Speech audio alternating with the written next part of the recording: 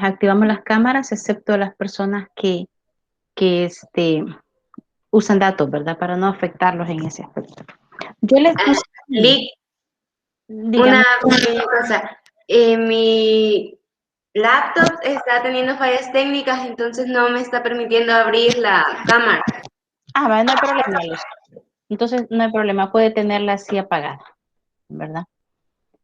Entonces, yo les decía de que tenían que tener ahí el folleto. El folleto es bastante corto. Yo no sé si le alcanzaron a dar una lectura. En verdad me disculpo porque hasta el día de ayer lo puse. Me agarré el fin de semana de vacación y hasta ayer me acordé que no se los había puesto. Entonces, no sé si le alcanzaron a dar una lectura.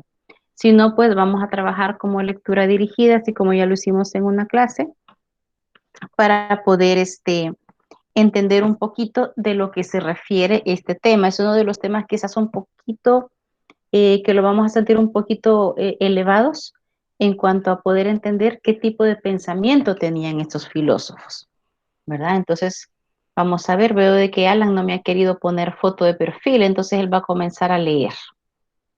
Alan, comenzamos por favor a leer.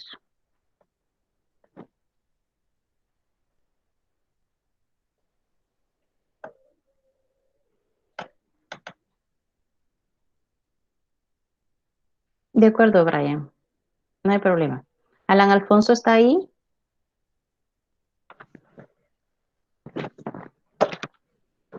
Si gusta, le ayudo. Lick. Sí, permítame, solo voy a apuntarlo porque son los primeros que me van a exigir puntitos o algo ahí que les ayude en algo y son a los que les voy a recordar que no, nunca estuvieron en la clase. Permítame, Alan Alfonso. Bien, si lo escuchamos, le agradezco mucho su Dice así. conocimiento. La primera vez que la filosofía sale de los aislados grupos monásticos para formar un medio filosófico más amplio fue con ocasión del imperio del Carlomagno en el siglo VIII. Entonces fueron llamados a la corte del emperador los sabios dispersos que en aquel mundo desconectado e inculto habían adquirido renombre por su ciencia. La obra no tardó en fructificar y ya en el reinado de Carlos el Calvo, nieto de Carlomagno, explicó en la escuela palatina en el primer filósofo creador y original de la Edad Media, el escocés Scoto Erugena. Sigo. Eh, siga ese párrafo y el último vamos a poner que lo voy a suspender por ahí y alguien más nos va a ayudar. Gracias. Leo el siguiente, ¿o no? Sí, por favor, un poquito. Ok. El problema que aguzó los espíritus en aquel primer ambiente filosófico fue el que se conoce en la historia con el nombre de cuestión de los universales. En un libro de Porfirio, discípulo de Plotino, que era una de las pocas obras antiguas que se manejaban entonces porque había sido vertida al latín por Boecio. Se hacían unas preguntas que el autor dejaba sin respuesta, juzgando que excedían a su materia. Bien, hasta ahí, Luis. Ok. ¿Alguien le quiere ayudar a Luis? Gracias, Luis. ¿Alguien quiere seguir leyendo? Vale. Por favor, la escuchamos. Gracias, Sofía. Ok. ¿Existen realmente las especies o universales, el hombre, el caballo, o son puras ficciones de la mente? Sí, existen. ¿Qué naturaleza tienen? ¿Existen fuera de las cosas materias concretas o están implicando en ella? Es decir, materiales concretas o están implicados en ella. Es decir, nosotros hablamos, por ejemplo, del triángulo, del hierro, del hombre, cosas todas que no se refieren a un objeto o individuo concreto, sino que se pueden aplicar a muchos. Evidentemente nadie ha visto nunca tales entidades aisladas, pero todo el mundo entiende lo que con ellas se requiere decir. La realidad se compone de cosas que aparte de ser individuos concretos realizan una naturaleza específica. Este hombre con quien yo hablo, además de ser Juan, individual e inconfundible, es hombre. Esto es, posee una naturaleza que comparte con otros muchos. Por otra parte, la ciencia versa sobre estos conceptos universales y la ciencia es útil, la realidad responde a ella, parece pues que esos universales han de tener alguna clase de ser. ¿Cuál será esta? Bien, Sí, paramos ahí. Muchas gracias. Entonces, fíjese hasta aquí. Veamos qué nos puede llamar la atención. Desde el inicio le dice, la filosofía sale por primera vez de los grupos monásticos. Se recuerda que en lo que leímos de San Agustín, la clase anterior, o algunos también que habíamos leído, habíamos aclarado o recordado, porque a lo mejor usted ya lo sabía, que en la antigüedad quienes eran encargados de todo lo que era educación académica eran en los monasterios, los monjes o los sacerdotes de la época. No existían los colegios privados de laicos, así como, por ejemplo, ¿verdad? Yo podría hablarles de Santa Ana, el Bautista, por ejemplo, u otros colegios que no tienen ningún tinte de fe religiosa. ¿Y quiénes son sus maestros? Personas comunes y corrientes. Es más, hoy incluso tenemos colegios católicos donde no todos los profesores son monjas o sacerdotes, hay personas laicas. Entonces, a eso se refiere, que sale por primera vez de los monasterios y a otras personas son las que comienzan a ejercer ese trabajo de la docencia para enseñar a los demás, ¿verdad? Y para formar, recuerde que en esa época eh, era el inicio de la filosofía. Entonces ya se animaron otros filósofos a meterse en lo que es la educación y fue lo que se dio. Entonces por ahí me ubica en el tiempo, en el siglo VIII, en el tiempo de Carlos Magno. Le habla de un representante bastante importante, digamos, de la época que era Escoto de Eriúgena. ¿Qué es lo que la pregunta que comenzó a darles en la cabeza a los filósofos de entonces, bueno, que existirán los universales? Fíjese, por ahí leímos de las esquinas de un triángulo. Imagínese que usted va caminando en la calle o va caminando en la playa, quizás cuando caminamos en la playa donde más nos fijamos qué hay en el suelo, porque vemos un cangrejito, vemos un animal que se mueve y centramos nuestra mirada en el suelo. Imagínense que usted solo encuentra la esquina, digamos, de un triángulo, pero no el triángulo completo. Le aseguro que ustedes y yo comenzamos a pensar, ¿y esto qué será? ¿De dónde vendrá esta esquinita? Puede ser la esquina de un rectángulo, me diría alguien, puede ser la esquina de un triángulo, puede ser la esquina de algo, la esquina de algo, ¿verdad? Entonces, ese algo nosotros comenzamos a imaginarnos. Y es la esquina, obviamente, de un triángulo que a lo mejor se quebró y él se fraccionó. Pero ¿qué eran los universales? ¿Existirán otras cosas fuera de mi mente que yo jamás he visto? ¿Existirán otros animales que yo no puedo ver? Yo le podría decir que, por ejemplo, hace unos 45 años, tal vez un poquito más, no existían todas las redes sociales que nos permiten ahora ver incluso a otras personas que están del otro lado del mundo. Usted hace una videollamada y usted está viendo a la persona y no la tiene enfrente, no la tiene cerca. Yo recuerdo que cuando yo era una niña, a lo mejor de unos 6 años, 7, nos hablaban de los camellos, nos hablaban de otros animales que no pueden vivir en El Salvador porque no son de acá. Entonces, si en ese momento me hubieran dicho, mire, es un camello, yo diría, los camellos no existen, yo nunca he visto un camello, por lo tanto no existen, ¿sí? Entró esa duda, bueno, existirán cosas fuera de mi mente que yo jamás he visto, ¿verdad? Y aquí nos vamos a ir leyendo más adelante, nos vamos a juntar con dos posturas. Unos decían la probabilidad de que sí existieran y otros la probabilidad de que no existan los universales, ¿verdad? Nosotros podemos generalizar, por ejemplo, si yo le digo a usted la palabra perro, ¿qué tipo de perro piensa? Por ejemplo, Jocelyn, cuando yo le digo perro, ¿en qué tipo de perro piensa usted? Es Jocelyn Tatiana, ¿en qué tipo de perro piensa? Ah, un chihuahua. Un chihuahua, ¿verdad? ¿En qué tipo de perro piensa Elba, por ejemplo, Elba Stephanie? En un pitbull. Un pitbull, belleza de perros, ¿verdad? ¿Alguien más quería hablar? Javier creo que quería hablar. ¿Quién quería hablar? Pues yo pienso en un husky. Un husky. Hazel, ¿piensa en otro diferente? En un bug.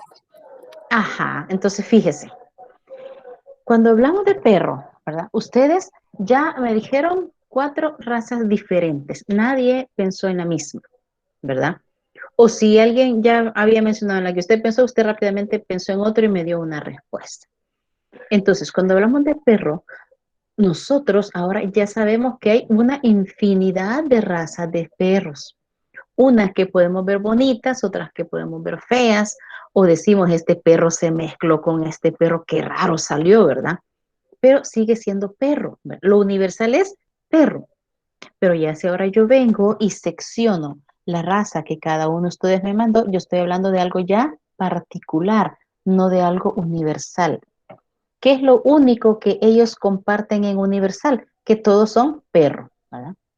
Y aquí se lo explica con la palabra hombre. Le habla de un Juan, ¿verdad? Pero no todos los hombres del mundo se llaman Juan. Y no todos los hombres que se llaman Juan son idénticos. Habrá a lo mejor algunos que son blancos, otros son morenitos, otros son negritos, chinos, ojos grandes, de diferente tamaño, ¿verdad? Entonces, ¿qué son los universales? Lo universal para ellos es que son hombres y que se llaman Juan. Pero si ya voy a lo particular, ya vamos a ver diferente cada persona que lo distingue de los demás. Entonces, ese era el gran debate de la época. ¿Los universales existirán o no existirán? Recuerde que venimos de una filosofía donde para ellos lo importante era lo que podían tocar, lo que podían ver, lo que podían admirar, ¿verdad? ¿Se admiraban de las estrellas? Sí, no las podían tocar, pero las podían ver. Entonces, para eso ellos sí era bien fácil decir de la existencia, ¿verdad?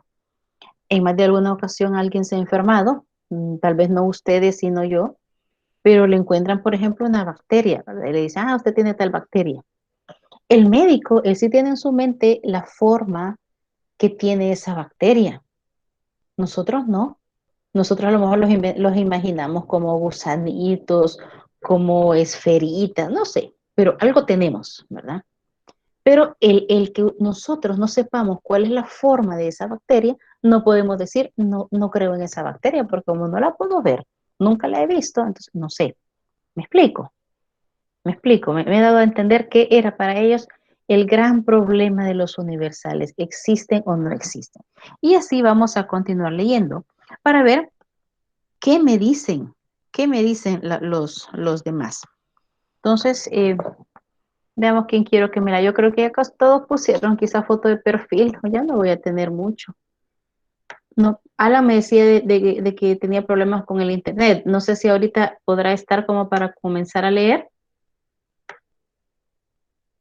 porque ahorita sí está conectado. Uy, Sí, tengo a sí, Chris. ahora sí. ¿Cree que sí podrá comenzar?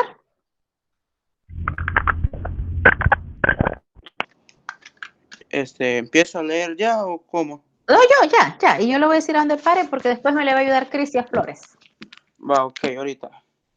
Y así lo borro la lista negra, Alan. Sí, es que ahí me estaban diciendo en el grupo que me había anotado o sea, Sí, mi llamada se había quedado pausada y no sé qué pasó. sí, es que, mire, esas son de las indicaciones que nosotros tenemos, pues tenemos que hacer preguntas así, elegir nombres, porque lo que pretendemos es que todos estemos conectados en la clase, porque el Sí, único beneficiado son los alumnos. Es por eso, no vayan a decir, uy, qué sangrona.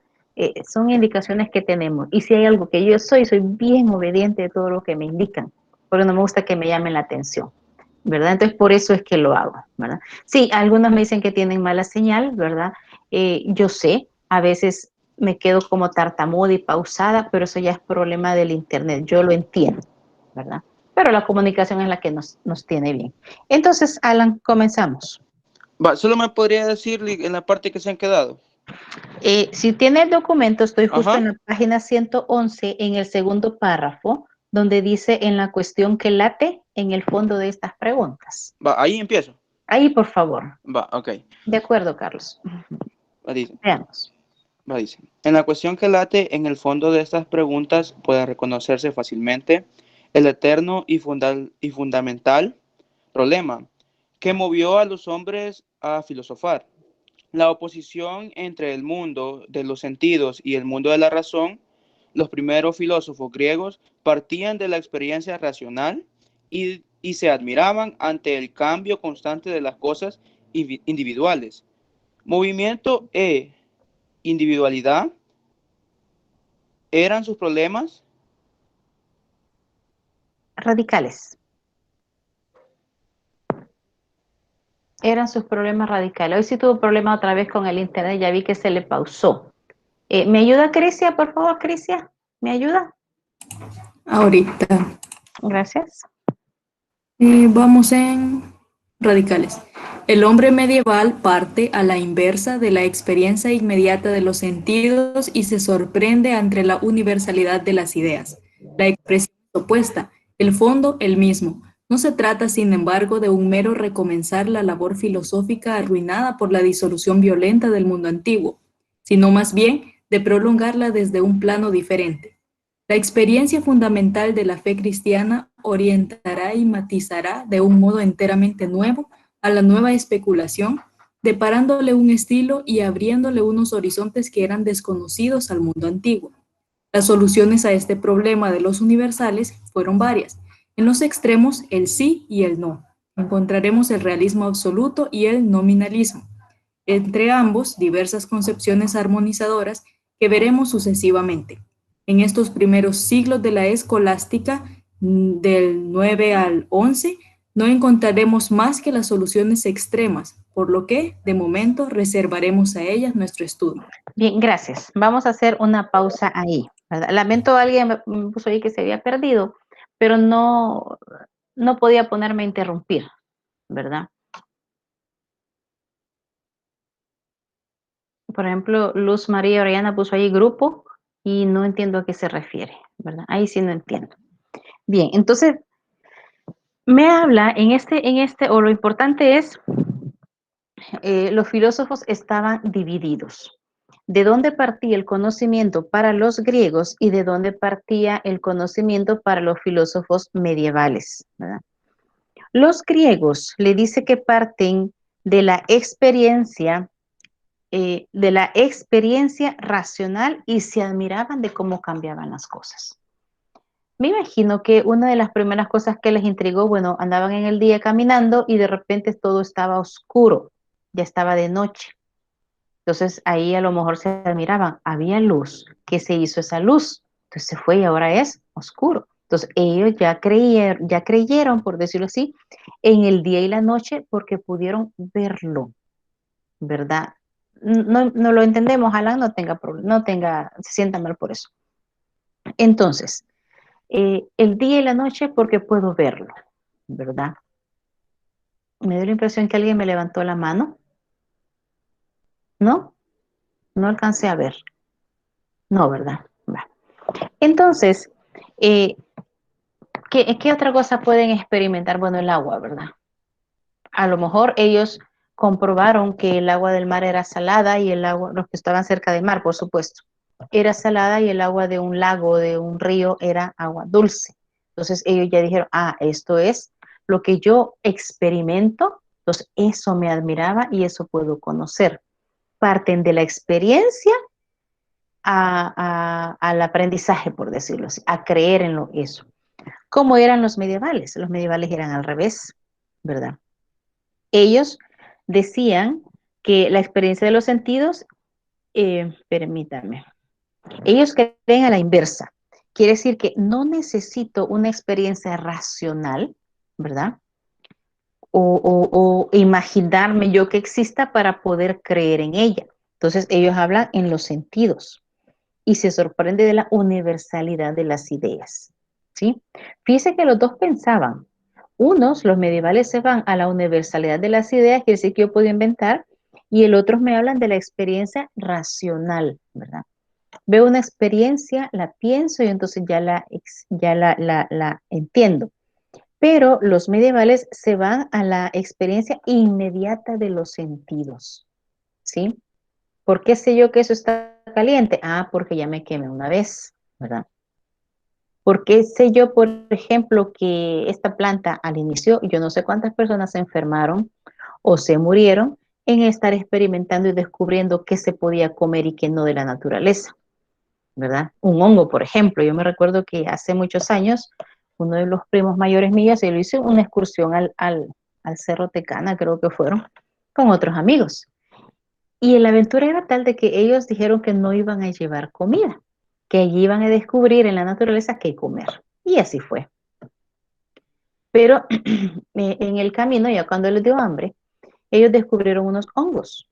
Los cortaron, yo no sé cómo los prepararon, pero se los comieron.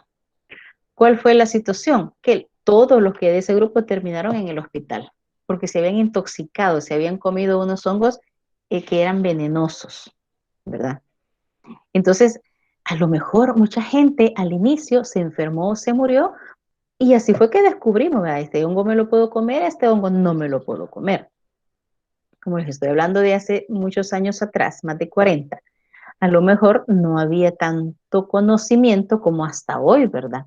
Ah, esto se parece a los que vemos ahí que comemos y se los comieron. Ahora no, ya usted no creo que se coma lo primero que va a ver en la naturaleza, ¿verdad? Usted primero va a investigar, a lo mejor le va a tomar foto y va a buscar cómo está. Entonces, la impresión inmediata de los sentidos. Yo lo voy a tocar, lo voy a probar, entonces eso me va a permitir a mí conocer un poquito. Y entonces, en eso se iba un conocimiento a otro. A lo mejor usted pensará en este momento, ¿eran muy cerrados en su forma de pensar? Sí, eran bastante cerrados. Cada uno tenía su filosofía y se cerraba en ella. Y eran tan cerrados que no admitían lo que opinaba otro filósofo contrario a ellos. Entonces, sí era bien cerrada y por eso es que hasta cierto punto a veces nos cuesta un poquito poder entender por qué línea iba cada uno de ellos. Pero como sigue siendo el problema de los universales, dijeron, como no nos ponemos de acuerdo, aquí solo tenemos dos cosas. O alguien sí cree o alguien no cree. Uno, o quién va a decir sí los universales existen, u otros van a decir no, los universales no existen. Y surgieron estas dos teorías de las cuales ya les anticipaba, el realismo absoluto y el nominalismo. Hasta aquí voy dejando claro la idea que quiero dejarles. ¿Sí? Sí. Muchas gracias. Yo no sé por qué solo 5 personas tienen activadas sus cámaras y hay 27, por favor. Los que ande bien el internet, yo necesito verlos para poder ver, pues, si yo me estoy dando a entender. Yo le veo sus rostros y si yo le veo un rostro perdido, entonces yo sé que estoy mal. Jennifer, Lizette, le entiendo, ¿verdad? Pero a mí me permite verlos a ustedes si yo estoy haciendo, al menos más o menos bien mi trabajo. Seguimos leyendo. Vamos a leer otro párrafo justo hasta antes de Eriúgena, Escoto Eriúgena. ¿Quién quisiera leer ese párrafo pequeño? Un voluntario. Yo dije voluntario, no se me vayan y cierren la cámara y se escondan, ¿verdad? Por todo ahí me quedan los nombres. Sí, sería antes del párrafo de Juan Escoto. Exacto, y va a comenzar desde el realismo absoluto. Desde el realismo absoluto. Es pequeñito. Ah, ok, es que lo que pasa es que yo no pude imprimirlo, sino que en el PDF, entonces se me... Sí, tiene razón, sale, yo no sé por qué me sale así. No, no es mi intención, pero ya el teléfono mal creado no me hace caso. Ok, bueno, comencemos. El realismo absoluto opina que los universales existen fuera de la mente y fuera de las cosas, con una realidad sustancial, aislada, concreta, como la de las cosas de este mundo. Luego, no, permítame. Sí, no hay pena. Los más caracterizados defensores de esta tesis, que como se adivina, ha de deber mucho el platonismo, son dos británicos, Escoto Eriúgena, ya citado, y San Anselmo de Canterbury. Uh-huh. Vamos a ver algo sobre lo que en esencia pensaron para comprender el porqué de su posición realista ante la cuestión de los universales. Bien, gracias, Rodrigo. Entonces, fíjense, de esas dos teorías, ¿qué dice el realismo absoluto? Que sí existen fuera de la mente, ¿verdad? Realismo de realidad. Ellos sí comparten la idea de que los universales existen. Así, por ejemplo, piense en algún animal, por ejemplo, que usted le han mencionado algún día y usted jamás ha visto. Y le dice, no, no sé de qué es, no sé de qué me estás hablando, ¿verdad? Pero usted cree, bueno, existe porque aquella persona que me lo está contando ha tenido ya contacto con ello, ¿verdad? Y eso es lo que nos permite a nosotros tener muchos conocimientos, ¿verdad? Hace unos 30 años nadie se hubiera imaginado que ustedes y yo estuviéramos ahorita conectados teniendo la clase así, ¿verdad? Bueno, unas personas sí, ¿verdad? Los inventores de los supersónicos, que siempre eran bien futuristas. Y muchas de las cosas que ellos inventaron, pues hoy están. ¿Por qué? Porque a lo mejor esa caricatura dio la pauta para el ser humano poder descubrir cómo llegar a hacer eso. Sí, conocemos muchas cosas, las vamos a aprender de lo que alguien nos dice, pero si yo les dijera, por ejemplo, es que miren, jóvenes, ayer me vino a visitar la ciguanaba y aquí se sentó ahí en la orilla de mi cama. ¿Qué me dirían ustedes? Puede ser. Puede ser alguien, ¿verdad? Pero yo, exacto, es paja, ¿verdad? Y yo vi el rostro de la mayoría se puso a reír. ¿Por qué? Porque nadie va a creer en la ciguanaba a estas alturas. Nadie que tenga un nivel intelectual como el de ustedes. Pero si yo me voy a un cantón bien lejano, alguien que a lo mejor no sepa leer y escribir y no ha tenido la oportunidad de tener un conocimiento intelectual como el nuestro, va a decir, sí, sí, a mí también me sale, me está el cipitillo, me sigue, ¿verdad? Pero entonces hay una diferencia. Lo intelectual abre nuestra mente y ya no somos fácilmente, creemos en todo lo que nos dicen. Nosotros enjuiciamos lo que nos dicen. Y eso es lo que hacían, lo que comenzaron con los del realismo absoluto. Ellos trataron de entender cómo se daban los universales, de dónde partían y hasta qué punto podíamos llegar a nuestro conocimiento. Vamos a leer lo que sigue y vamos a leer todo lo que habla de Juan Escoto Eriúgena, que termina en el primer párrafo de la página 113. Me gustaría que uno de ustedes comenzara a leer todo lo primero, a leer todo el primer párrafo grande y otra persona lo llegue hasta finalizar. Entonces, hoy quiero que lo hagamos así, voluntario. ¿Quién quiere leer?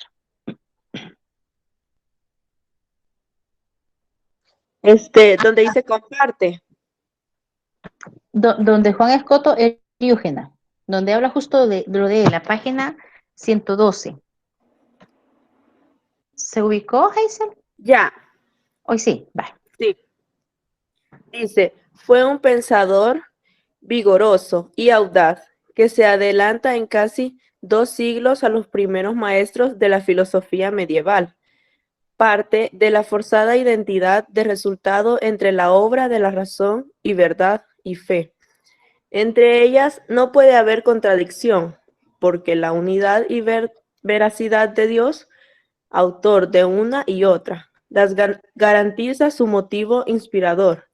Era pues una fe absoluta, inconmovible, una fe que excluye de raíz toda posibilidad de conflicto entre la fe y la razón. Sin embargo, aunque su intención sea plenamente ortodoxa, su mismo entusiasmo le llevó a conclusiones imprudentes, de expresión heteródoxa, que ocasionaron la condenación eclesiástica de su obra.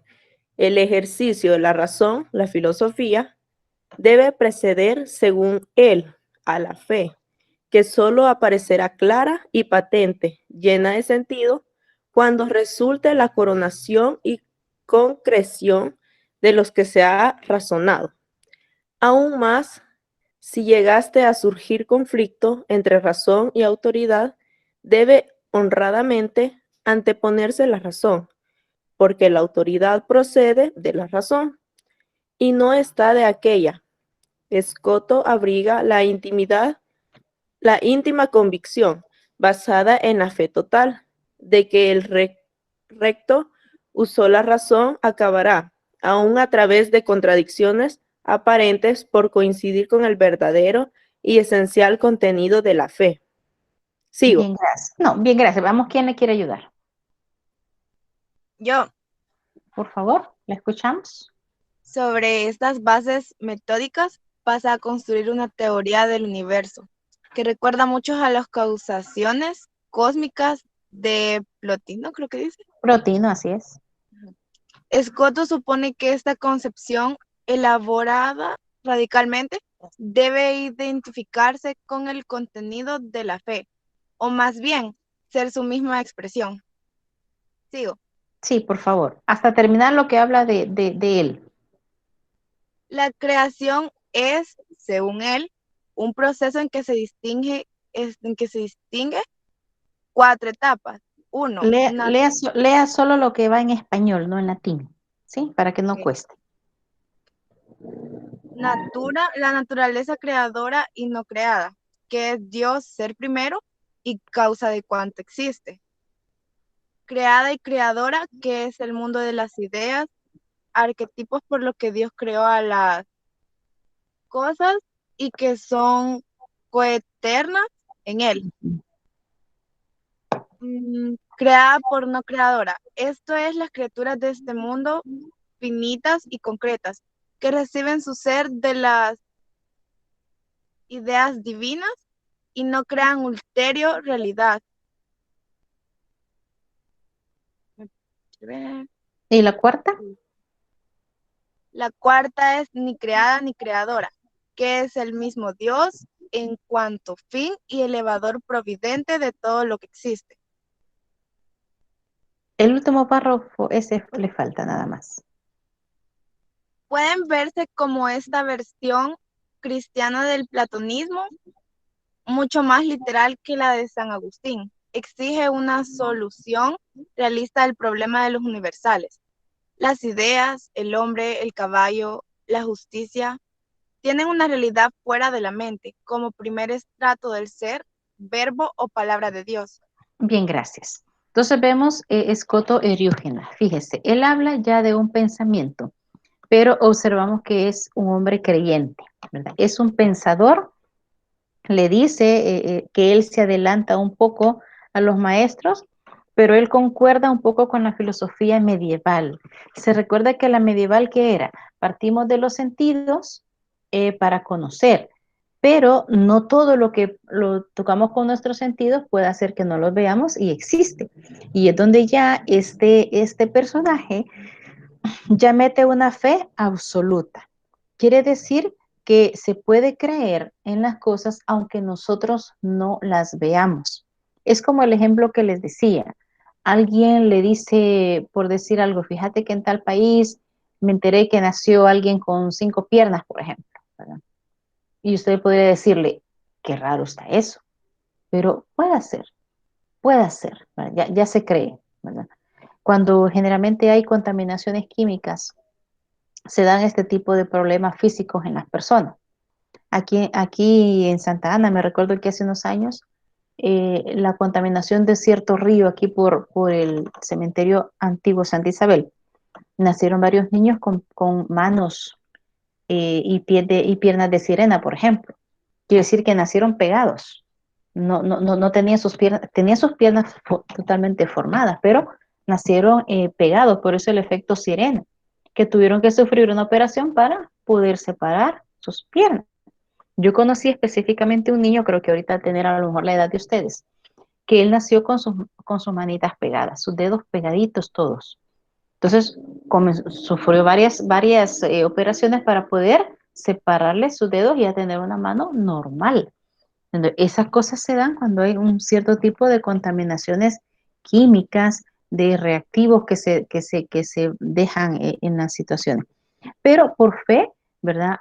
Aunque alguien nunca lo ha visto, alguien ya lo vio y a usted le cuenta y dice, es posible, qué raro que se haya dado eso.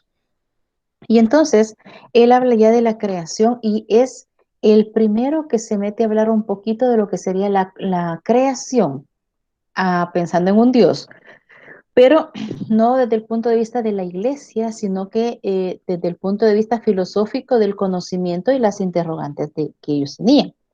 Y la creación va en 4 pasos, le dice. En la primera, la naturaleza creada espérame, la naturaleza creadora y no creada. Se refiere a Dios.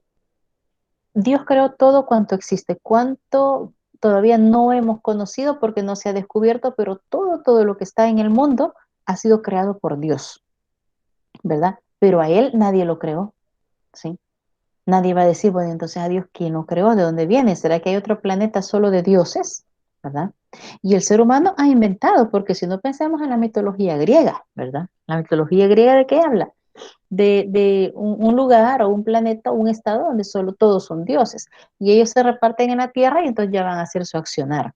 Entonces, esa es una de las del mundo de las ideas del ser humano que se ha inventado para poder dar, a tratar de dar ciertas respuestas, aunque eso el ser humano queda claro que queda en una mitología porque no está comprobado. Entonces, por eso me dice Juan Escoto, Dios es el creador de todo, pero a él nadie lo ha creado. ¿Cuál es la dos? Creada y creadora, ¿verdad? Y aquí viene el mundo de las ideas. Dios, antes de crear al hombre, indudablemente él se lo imaginó. Se imaginó cómo quería ser a Adán, por ejemplo. De ahí dice la Biblia, cuando Adán se sintió solo, le creó a la mujer. Y si se fija, y ya lo hemos hablado, el hombre y la mujer son totalmente diferentes, ¿sí?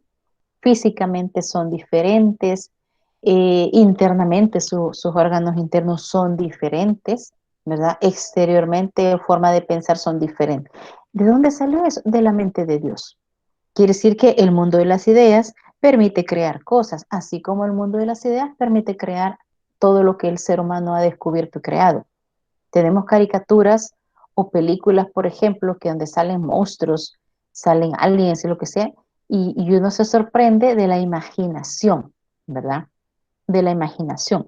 Solo esa saga, creo que ya la hemos mencionado con usted, la de Harry Potter, ¿verdad? No sé si a ustedes les gusta. A mí sí me gusta. Pero siempre he admirado las ideas y la inspiración que tuvo esta señora que creó todas esas historias, ¿verdad? Quiere decir que fue creada ella, pero también fue creadora. Inventó un sinfín de historias que a muchos nos tuvieron pegados a la pantalla viéndolas y a otros en los libros leyéndolas, ¿sí? Entonces, vea, fuimos creados, pero el ser humano también puede crear, también puede inventar, y de hecho lo ha hecho, ¿verdad? De repente nosotros las mujeres hoy nos peinamos de una forma, los hombres claramente no lo pueden hacer, algunos sí, pero las mujeres a veces nos peinamos de una forma y de repente nos peinamos de otra, y eso es inventar, crear. ¿Cuál es la tercera? Creada pero no creadora, y le dice son las mismas criaturas de este mundo. Yo fui creada, pero cuando refiere no creadora se refiere específicamente a otra vida, ¿sí? En algún momento usted pudo haber escuchado personas u hombres que le dijeran, no, es que me perteneces porque sos mi hijo, yo te creé. ¿Será realmente que ellos nos crearon como padres? No, simplemente fueron medios para que nosotros existiéramos. Pero ustedes y yo tenemos un solo creador. Entonces, nosotros solo somos medios, a eso se refiere, creada pero no creadora. Yo no puedo crear vida, ¿sí? Yo solo soy un instrumento utilizado por alguien más que me puso en mi cuerpo, en el del hombre y la mujer, las características para poder surgir otra vida. ¿Por qué hombre y mujer? Porque yo, bueno, en desarrollo es que hablamos eso, ¿no? Los hombres, aunque se casen, se amen y lo que quieran, no pueden crear vida. No pueden generar una vida, no pueden engendrar una vida. Dos mujeres, tampoco, porque no fue esa la naturaleza que Dios creó. Entonces, a eso se refiere creada. Y la última y la cuarta, ni creada ni creadora, que es el mismo Dios en cuanto a fin, elevador y proeminente de todo lo que existe. Dios es el principio y el fin, ¿verdad? De donde venimos y a donde nosotros vamos a regresar. Pero desde que venimos hasta que regresemos, cuántas cosas vamos a aprender, cuántas cosas vamos a descubrir y etcétera, ¿verdad? No venimos a ser estáticos como un árbol, incluso ni los árboles, los árboles no vienen a ser estáticos, ¿verdad? ¿Por qué? Porque dan flor, dan fruto. Y cuando un árbol es estático y no da fruto, como que decimos como que al menos para sombra me sirve. que me dé sombra y por eso no lo voy a cortar. Quiere decir que tiene una función. Todos tenemos una función. Y seguimos leyendo lo de San Anselmo. Y quizás si leemos la página 113 y leeríamos hasta el primer párrafo de la página 114. Lo voy indicando para los que me van a colaborar en la lectura para que sepamos a dónde vamos a cortar. De la página 114 vamos a leer nada más el primer párrafo medianamente largo. No sé quién quisiera continuar leyendo y vamos a escuchar a leer un poquito de San Anselmo.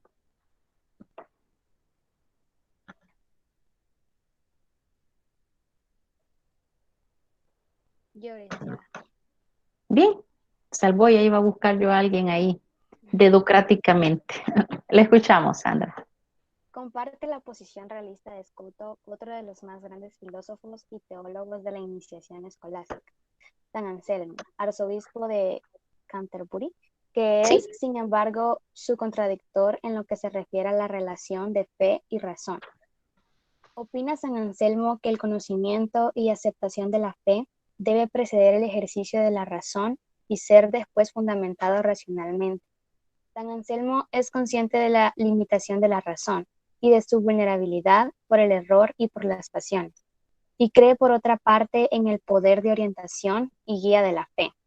No hacer preceder la fe, dice contra Scoto, es presunción.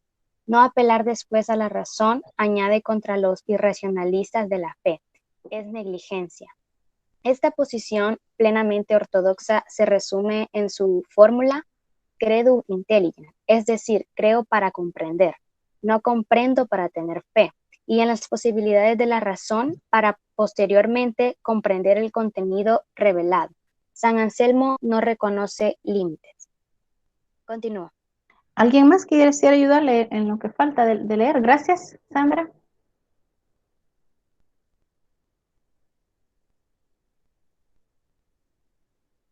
Si quiere le ayudo, Ale. Gracias, Javier, sí lo escuchamos.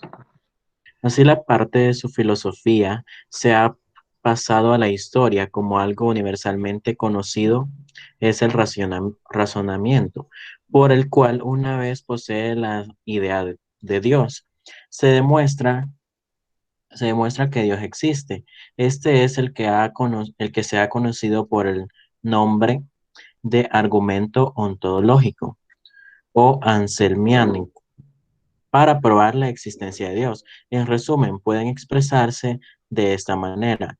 Posee la idea de un ser que reúne en sí todas las perfecciones, un ser mayor del cual no puede pensarse otro.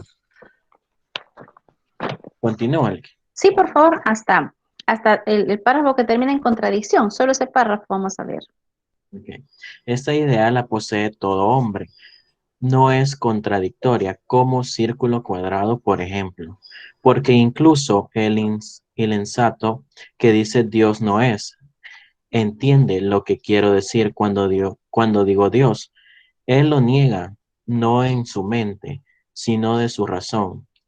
Una cosa es existir en la mente y otra es existir en la realidad, pero aquel ser que existe en la mente y en la realidad será mayor, más perfecto que otro, que existiese solo en la mente. Luego, si poseo la idea de ser un perfecto mayor del cual no puedo haber otro, ese ser tiene que existir, so pena de ser un concepto contradictorio.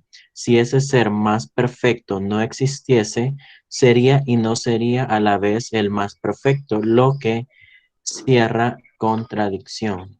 Bien, gracias, Javier. Entonces, veamos que me habla de San Anselmo. San Anselmo habla del uso de la razón, pero en lo único que, digamos, habla de Scoto Eriúgena, que Scoto habla de la fe. Pero San Anselmo dice que la fe tiene que ser mucho antes del ser humano, ¿verdad? Él como que le apunta a lo que nosotros, según nuestra religión, ya hoy creemos, que nosotros nacemos ya con ciertas virtudes. Y una de las virtudes teologales con las cuales nacemos es la fe, ¿verdad? Fe, esperanza y caridad son las virtudes teologales con las que el ser humano ya nace infusas en él, ya no las metieron en ese chip de creación. Y a esto es a lo que le apunta San Anselmo, que nosotros la fe la tenemos, pero le dice que yo creo para comprender. Se contradice un poquito con Escoto, porque dice San Anselmo, yo tengo que creer primero en la cosa, por decirlo así, para conocer la cosa, ¿verdad? Eran dos personajes sumamente religiosos, pero también bien enfáticos, bien como cuadrados, porque de repente en algo en lo que yo puedo creer, no tener fe de algo, por ejemplo, puede ser que no necesariamente exista, ¿sí? Algo que al ser humano le ha llamado mucho la atención es la teoría de la relatividad de Einstein, ¿verdad? Quiere decir que tenemos un mundo paralelo, ¿sí? Y han habido películas de ello, donde, por ejemplo, la misma persona tiene la oportunidad de viajar en el espacio, entonces va a su mundo paralelo. La película de Regreso al Futuro es el clásico ejemplo de la teoría de la relatividad, ¿verdad? Que él va al futuro, va al pasado y se topa con él mismo en esa época. Entonces, le dice San Anselmo, creo para comprender. Hay gente que cree que la teoría de la relatividad ahí está. Y entonces hoy comprende, hoy comprendo, me diría alguien, por qué a veces tenemos esos famosos déjà vu, ¿verdad? Quiere decir que a lo mejor en mi vida relativa hemos estado ahí. Y es una de las formas que el ser humano agarra en su mente como para darle respuestas a cosas que no puede explicar, ¿verdad? Cuando cosas no podemos explicar racionalmente, o sea, algo tajante que puedo ver, entonces como que comenzamos a buscar respuestas en el mundo de las ideas y en otras cosas que hemos escuchado. Por eso es que le dice San Anselmo, creo para comprender. Quiere decir que primero comprendo necesito tener la fe primero antes de poder comprender las cosas. Fíjese, una cosa es existir en la mente y otra existir en la realidad, ¿sí? ¿Cuántas cosas el ser humano piensa en películas, piensa en cuentos, en libros, en series, en lo que usted quiera? Ha inventado que existen, pero realmente no existen, ¿sí? Mencióneme un ejemplo de algo que usted ha visto en una película, por ejemplo, que en la película existe, da su contexto en base a eso, pero realmente en nuestra realidad, ahorita, 2021, no existe. Los dinosaurios. Los dinosaurios sí existieron, ¿verdad? Sí existieron. Existieron, ¿verdad? Entonces, ahorita obviamente no existen. Sin embargo, hay películas donde van los dinosaurios, pero sí es válida. Luz de María, quería hablar. Podríamos tomar superpoderes.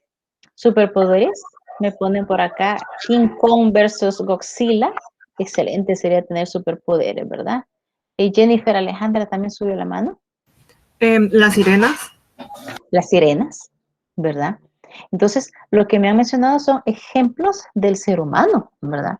Imagínense, yo en mi época estaba de moda, aunque no era tan nueva, Encantada, por ejemplo, o mi bella hechicera se traducía, que con solo mover la nariz se transportaba a otro lado, fuera excelente, ¿verdad?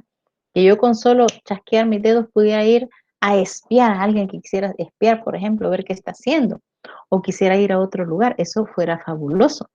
Y sin embargo, el ser humano ha creado películas, series, de eso nos divierte, la pasamos bien. Matilda también. Matilda, ¿verdad? Imagínate que Matilda, qué excelente, ¿verdad? Que con solo pensar y los ojos mueve las cosas. Entonces, son cosas que no existen, pero que el ser humano ha tenido capacidad de inventar. Por eso le dice, una cosa es que exista en la mente y otra cosa que no, ¿verdad? Que no sea real. ¿Cuántas veces nos han llamado locos a nosotros? Es que vos sos loca, decís que eso no puede pasar jamás. Es que sos loco. Sí, ¿pero por qué? Porque tenemos esa capacidad de inventar en nuestra mente, de creer cosas en nuestra mente, no necesariamente tengan que existir en la realidad, ¿verdad? Seguimos leyendo y si quieren que lean unas 3 personas, A lo mejor el primer párrafo grande lo lee una persona, el siguiente párrafo lo lee otra y los últimos dos lo lee otra, ¿sí? Para ir terminando. Espérame que me levanta la mano y de repente se me va. Jocelyn Tatiana levantó la mano, ¿será porque quiere leer o platicar? No, quiero participar en la lectura. Ah, por favor, entonces si quiere comienza. Ok. Ese argumento impresiona por el rigor que Cuasi. permite demostrar la existencia de Dios deduciéndola de su esencia. Sin embargo, no le faltaron contradictores en su misma época, y posteriormente otros filósofos como Santo Tomás lo rechazaron por no concluyente. Su defecto estriba en considerar la existencia como una perfección más de la esencia, siendo así que se trata de algo radicalmente distinto que no puede deducirse de ella. La esencia de un ser es la misma si existe que si es meramente posible o imaginario. Sigo. Sí, por favor. Una peseta imaginaria no tiene menos céntimos que una peseta real. El fondo metafísico que lleva a Anselmo. Admitir a ese argumento en su creencia en las ideas como algo interior y superior a las cosas mismas. Esto es en que la realidad se rige por la idea y no la idea por la realidad. O en otras palabras, su realismo absoluto ante la cuestión de los universales, que nace de la influencia platónica sobre toda esa primera y más antigua escolástica. Bien, gracias. ¿Alguien más que le ayude?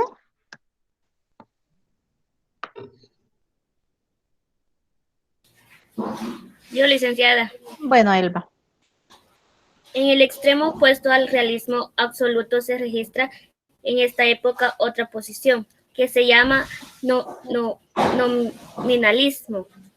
Según ella, los universales no solo no existen con una existencia sustancial y separada, que no existen de ninguna manera. Los conceptos que muestra que nuestra mente forja no corresponden a nada real. Son solo simples nombres. De aquí el título de la escuela. Flatus voces, palabras vacías, con que designamos a un conjunto de cosas que se asemejan entre sí o que son fácilmente relacionables. Del mismo modo que los astrónomos ponen nombres a las constelaciones sin que ello quiera decir que aquel conjunto de estrellas formen ninguna clase de unidad. Así nosotros aplicamos nombres colectivos que no tienen más valor que la comodidad y brevedad en la designación. Se cita como principal representante del nominalismo a Rossellino, canónigo de Compiègne, que vivió también en el siglo XI, aunque de él apenas se conserva escrito alguno. Bien, gracias. Entonces, veamos entonces que a veces hay argumentos que han resultado y no se han concretado. Como por ejemplo, me dice acá la existencia de Dios. Alguien quiso, y entre ellos me parece que trató de hacerlo un poquito Santo Tomás de Aquino, pero no en el aspecto cuasi matemático. Cuasi matemático significa un poquito utilizando la matemática. Usted sabe que la matemática es exacta, ¿verdad? Usted despeja una ecuación y llega a un valor de X y ese es el valor de X. Podría ser otro múltiplo de él, pero la respuesta es 2, por ejemplo. Podría ser otros números múltiplos de 2, pero al inicial es 2. No se pudo demostrar y no se puede ni se podrá llegar a demostrar la existencia de Dios en base a una fórmula matemática. Le habla también que las cosas tienen esencia, aunque no existan, aunque solo existan en mi mente, ¿verdad? Alguien puede estar imaginándose que de mascota, por decir algo, tengo un elefante, ¿verdad? O de mascota puede tener un tigre, porque el pelaje es precioso. Nosotros sabemos que en la realidad es bien difícil porque incluso han habido experiencias de personas que han rescatado animales de ese tipo, pero luego obligadamente tienen que soltarlos a la naturaleza, a su hábitat, porque no son para vivir en un hogar. Entonces, le dice que esa es la esencia, ellos no van a cambiar, eso existe aunque yo no lo tenga enfrente. Este libro, como es escrito por un español, por eso me habla de una peseta, pero nosotros hablamos de un dólar, nosotros hoy usamos el dólar, ¿verdad? A lo mejor yo les podría preguntar a alguien de ustedes, ¿todos tienen una moneda de dólar en su ropa ahorita, ya sea en alguna bolsa de su ropa? A lo mejor la mayoría me va a decir no, ¿verdad? O algunos me van a decir sí, ¿verdad? Pero esa persona que me diga no, no me va a poder negar que el dólar existe, ¿sí? Que sí existe el dólar, que no lo tiene en su ropa, en la ropa que carga puesta en una bolsa en ese momento, sí es cierto. Pero si lo busca en su casa, va a encontrar un dólar, ¿sí? Y ese dólar que tenemos en la mente, y usted dice, yo quiero comprar que algo, empecé algo que algo, por ahí tengo un dólar, creo ya lo voy a ir a buscar y voy a ir a comprar. Quiere decir que lo que yo estoy pensando, y yo pensando en ese dólar que no tengo justo en la bolsa en este momento, no significa que no exista. No significa que no me sirva para pagar algo, ¿verdad? No sé si los estoy enredando con mi juego de palabras o me estoy dando a entender. Significa que ese dinero, que es un dólar, usted no lo tiene ahorita con usted, pero no significa que no exista. No significa que no lo pueda utilizar después, ¿sí? Imagínese que alguien no lo tenga ni siquiera en su casa, pero lo puede tener. Tóquele a la vecina y le dice, mire, le voy a botar la basura, me da un dólar. Ya va a tener el dólar, ya se lo ganó, ¿sí? Pero existe. A eso se refiere cuando le da el ejemplo de la peseta, ¿verdad? La peseta imaginaria o el dólar imaginario no tiene menos centavos que un dólar real, ¿sí? El dólar mental que no tengo siempre va a tener 100 centavos. El dólar que sí tengo siempre vale y cuesta los 100 centavos. A eso se refiere. Que hay cosas que las podemos tener frente a nosotros o no tenerlas, pero su valor es igual, ¿verdad? O por decirles algo, veamos algo más sensible. Piensa en su mamá. Yo sé que su mamá usted la ama, pero para hacer sentir que ama a su mamá no necesita estarla abrazando día y noche, ¿verdad? Porque yo a ninguno de ustedes veo que tenga a su mamá agarrada del cuello porque la está abrazando y la está besando. Pero el que no la tenga ahí no quiere decir que no la ame, que no la quiera, que no le demuestre su cariño, ¿sí? Su valor lo tiene, ¿verdad? Yo no me podría poner a decir, no, si es que usted no tiene mamá, mire, yo no la veo, ni la veo que la esté abrazando. El hecho de que no esté allí no significa que no exista y que no tenga ese valor. Creo que ahorita quizás ya me di a entender un poquito más. Si aún así los dejo enredados, por favor, deténgame y me dice dónde lo perdí para poderlo rescatar. Y ahora surge lo que es ¿alguien iba a hablar? No. Surge entonces lo que es la otra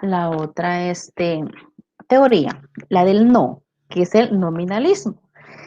Y le dice tajantemente, los universales no existen de ninguna manera, ¿sí?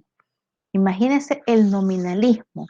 Si ahorita esta filosofía fue de hace bastante tiempo, pero si ahorita usted se topara con un nominalista puro, llamémosle así, nosotros ahora ya no le llamáramos nominalista, le llamáramos terco.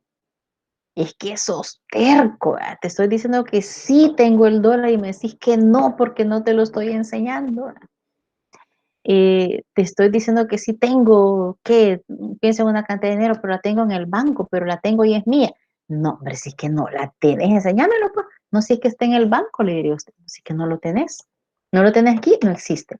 Entonces, ese sería el término de una persona netamente nominalista, que para creer en este lapicero yo lo tengo que enseñar y lo tengo que pullar a usted con el lapicero para que vea que sí existe. Entonces, nos toparemos con gente así, pero ya no tan radicales como estos que tengo acá.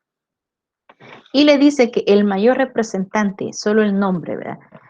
¿Quién fue? Fue Rossellino, ¿verdad? Ese es el que llevaba, digamos, la batuta en el desfile número 1, nominalista, ¿verdad? Decir de que todos los universales no existían fuera de este mundo. ¿Y quién me ayuda a leer ya lo último de este Yo documento? Lo escuchamos, Stanley, muchas gracias. completo todo. Sí, porque ya terminamos, ya es el final casi. Bueno, dice, el fondo implícito en esta teoría es el empirismo escéptico, es decir, la concepción que no acepta otra realidad que la concreta, singular aquella que es perceptible por los sentidos. El hombre, según ella, forja sistemas explicativos de la realidad en los que a menudo se excede creando principios y entidades cuya admisión es muy difícil. Así para el realista, de tipo platónico, la humanidad, el hombre en sí. Ay, permítame que se me apagó el teléfono. Sí, no hay pena. Ahorita. Humano, dice. El hombre en sí existe en el mundo superior y diferente para el emperista escéptico. En cambio, no existen más que los hombres concretos de carne y hueso. La crítica escéptica ha servido a lo largo de la historia como válvula de escape para el pensamiento cuando éste se hallaba cargado metafísicamente y exigía una renovación. Su obra demoledora ha sido causa y acicate en muchas ocasiones para la aparición de los más grandes movimientos filosóficos. Tal fue el caso de la sofística griega, tras la cual surgieron, como vimos, los sistemas de Platón y Aristóteles. Tal es ahora el nominalismo, tras el cual se engendrará el esplendor de la escolástica de los siglos XII y XIII. Tal será, en fin, el caso que veremos repetirse muchas veces a lo largo de la prolongada vida del esfuerzo filosófico. Bien, gracias. Entonces, le dice pues de que el conocimiento, ¿qué es el empirismo? Vamos a ver más adelante otro tema que se llama empirismo inglés. Pero cuando hablamos de algo empírico, cuando le dice, es que usted conoce, usted cocina, por ejemplo, es excelente cocinera, pero empírica. ¿Por qué? Porque no fue a PAC a estudiar y graduarse de cocinero, ¿verdad? Lo que aprendió empíricamente. Le enseñó la abuelita, le enseñó la mamá, las tías. Entonces, es una cocinera, decimos, empírica. No fue a irlo a aprender. Pero habla de un empirismo escéptico. ¿Se recuerdan que los escépticos quiénes eran? Los que no creían mucho en el conocimiento. Los que decían que era imposible conocer. Entonces, ¿para qué nos vamos a esforzar en estudiar, en aprender, si el conocimiento es inalcanzable? Claro, en su totalidad no lo vamos a alcanzar, ¿verdad? Porque cada uno, ustedes a su carrera, ustedes van a ser especialistas en su carrera. Eso es lo que van a dominar más. Yo puedo dominar bien mi carrera, que con el estudio he aprendido a dominar materias como estas, por ejemplo, que no son de mi carrera de pregrado, sin embargo, nos hemos preparado y así usted se va a ir preparando a tener muchas destrezas más. Y los escépticos decían que no, que nosotros el conocimiento no lo íbamos a alcanzar. Me habla de que cómo adquirían el escepticismo como una válvula de escape. Si a alguien de esa época, un filósofo, le hacían una pregunta difícil y no podía darle respuesta a esa pregunta difícil, la válvula de escape era, no existe. Eso no existe, por lo tanto no lo puedo explicar porque es imposible alcanzarlo. Entonces, es lo que a veces comúnmente diríamos que podemos hacer nosotros. Cuando nos preguntan algo de no sé, ¿verdad? De que no sabemos, no respondemos no sé. A veces decimos, es que no tengo tiempo, después te lo voy a explicar, más tarde, ¿verdad? Y nos vamos como por la tangente, ¿verdad? Nosotros no le decimos eso, no existe en el conocimiento, sino que no queremos aceptar a veces los topes que tenemos y damos otras excusas. ¿Cuál era la excusa que daban aquí? El escepticismo. Eso es imposible adquirir ese tipo de conocimiento. Y le habla pues que el nominalismo tuvo sus seguidores, así como tantas teorías, ¿verdad? ¿Qué tipo de seguidores? Así como, por ejemplo, hoy en la política hay seguidores de un partido, hay seguidores de otro, hay seguidores de otro. Así fueron las teorías. El nominalismo tuvo su gran número de seguidores, pero siempre hay alguien que sobresale y son los representantes que estamos leyendo.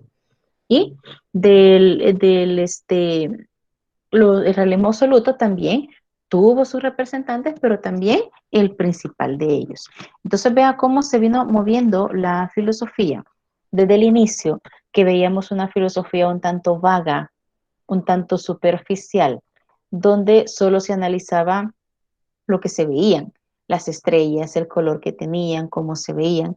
El simple hecho de haber deducido, por ejemplo, o cambiado el pensamiento que la Tierra era plana y surgió alguien que dijo que era redonda, quiere decir que ese que dijo que era redonda es porque ya pudo construir un aparato como para poder analizar qué había pasado, ¿verdad? Ya no era unos conocimientos vagos sin mucha fundamentación, ahora son un poquito más profundos.